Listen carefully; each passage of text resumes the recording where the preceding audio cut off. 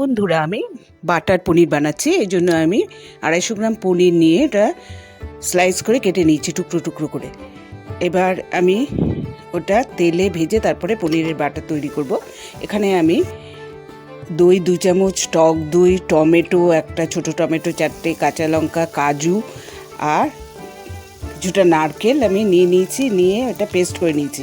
আর এখানে 2 চামচ সর্ষের তেলে আর এখানে 2 চামচ বাটার দিয়েছি। আর পনিরগুলো আমি সর্ষের তেলে প্রথমে ভেজে তুলে নিয়েছি, হালকা ভেজে তুলে নিয়েছি। আর এখানে বাটার আর তেল মিশিয়ে তার মধ্যে আমি তেজপাতা, এলাচ, লং, দারচিনি আর গোটা জিরে ফোড়নে দিয়ে দিয়েছি। দিয়ে আমি 2টো পেঁয়াজ কেটে রেখেছিলাম, পেঁয়াজ 2টো মাঝারি সাইজে 2টো পেঁয়াজ দিয়ে দিয়েছি। দিয়ে আমি ওটা লাল লাল করে ভাজছি। ভেজে এবার ওর মধ্যে আদা রসুন পেস্ট কিছুটা দিয়ে দিলাম, দিয়ে ভালো করে মিক্স করছি সব। এরপরে যে পেস্টটা তৈরি করেছিলাম টক দই, টমেটো, কাঁচা লঙ্কা, কাজু আর একটু নারকেল দিয়ে সে পেস্ট তৈরি করেছিলাম সেটা দিয়ে দিয়েছি। দিয়ে আমি সব একসঙ্গে ভালোভাবে মিশিয়ে দিচ্ছি। এবারে এর মধ্যে আমি হলুদ, কাশ্মীরি লঙ্কা গুঁড়ো, স্বাদ মতো নুন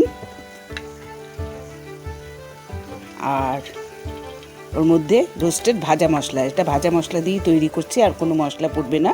ভাজা মশলা বলতে মৌরি, গোটা জিরে, গোটা ধনে, তেজপাতা, শুকনো লঙ্কা সব ড্রাই রোস্ট করে এর মধ্যে দিয়ে দিয়েছি। এর মধ্যে এবার সামান্য চিনি দিয়ে দিয়েছি আর মটরশুঁটি দিয়ে দিয়েছি।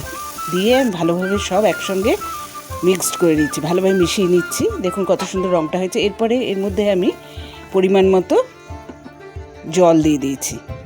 দিয়ে পনিরগুলো, জলটা যে ফুটে উঠেছে আমি পনিরগুলো দিয়ে দিয়েছি। এবার আমার বাটার পনির তৈরি হয়ে গেছে। আপনারা অবশ্যই সাবস্ক্রাইব করবেন, সাবস্ক্রাইব করলে অনেক নতুন রেসিপি দেখতে পারবেন। আর কমেন্টে লিখে জানাবেন, লাইক শেয়ার করবেন। এরপরে গরম মশলা আর ধনেপাতার মধ্যে দিয়ে দিলাম। আমার দেখুন কত সুন্দর হয়েছে, এটা খুব টেস্টি হয় খেতে। এভাবে আপনারা অবশ্যই তৈরি করে দেখবেন।